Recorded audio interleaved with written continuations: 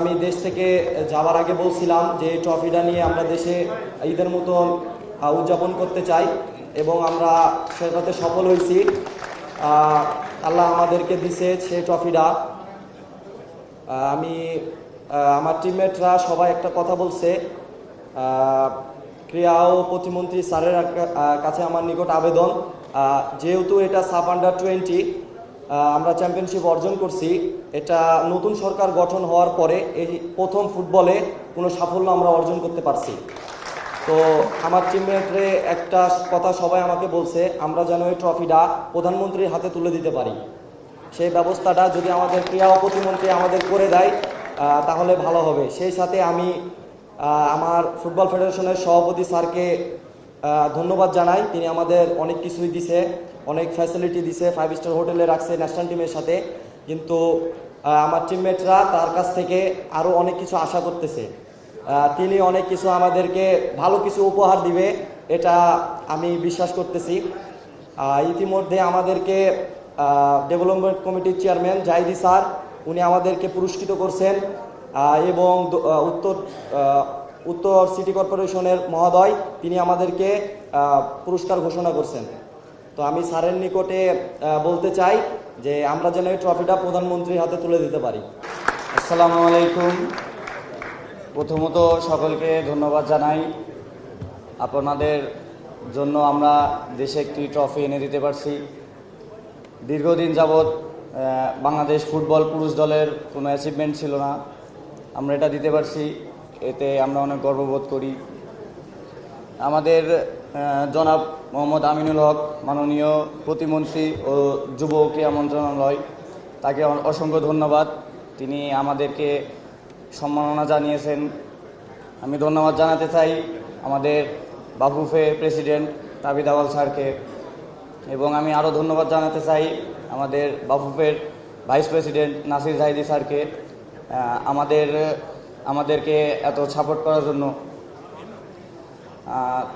আমরা যেমন তাদের জন্য দেশে ট্রফি এনে দিয়েছি, তারাও আমাদেরকে অনেক পুরস্কৃত করেছেন, এতে আমরা অনেক খুশি।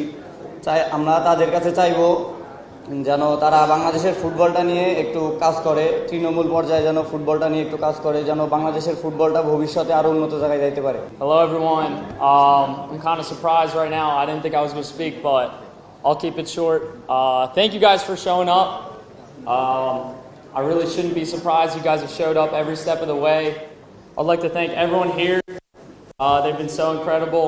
The BFF president, Samid, Fahad, Save Bangladesh Football really helped me get here. And then from there, the coaches were incredible. The team was phenomenal.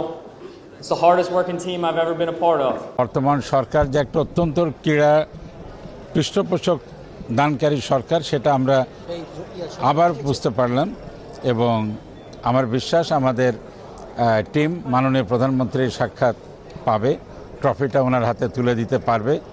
এবং আজকে মাননীয় ক্রীড়া প্রতিমন্ত্রী যে নীতিগুলো উনি বললেন, সরকারের যে পৃষ্ঠপোষকতার কথা বললেন, ক্রীড়া ভাতার কথা বললেন, আমার মনে হয় ক্রীড়াবিদদের জন্য এর থেকে বড় সুসংবাদ আজকের দিনে আর কিছু নাই।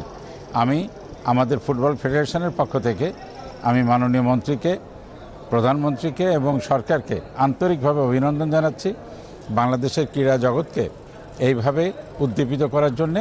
এখন আমরা যারা ফেডারেশনে আছি, আমাদের কাজ হলো এই পৃষ্ঠপোষকতাকে সফলভাবে কাজে লাগিয়ে দেশে ক্রীড়ার পরিবেশটাকে আরও উৎকর্ষ করা, আরও এগিয়ে নিয়ে যাওয়া।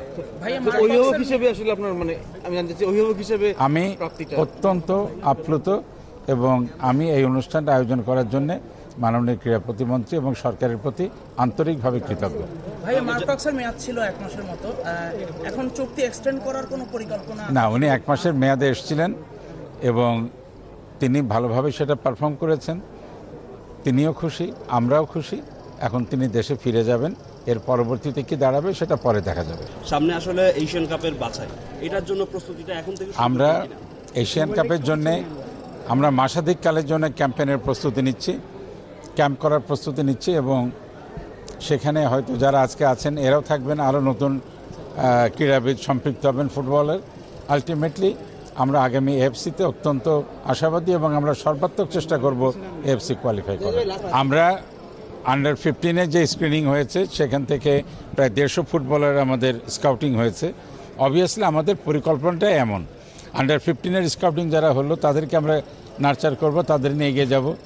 2 বছর পরে তারা আবার আন্ডার 17 খেলবে, আন্ডার 17 থেকে আন্ডার 19, অর্থাৎ আমরা চেষ্টা করছি আন্ডার 15 থেকে শুরু করে আন্ডার 23 পর্যন্ত একটা স্ট্রং পাইপলাইন ডেভেলপ করতে, এবং সেখানে আন্ডার 15-এ সারা দেশব্যাপী আমাদের যে স্কাউটিংটা হয়েছে এটা অবভিয়াসলি আমাদের এই প্রচেষ্টায় ভালো ইনপুট দেবে, ভালো অনুযোগ হবে।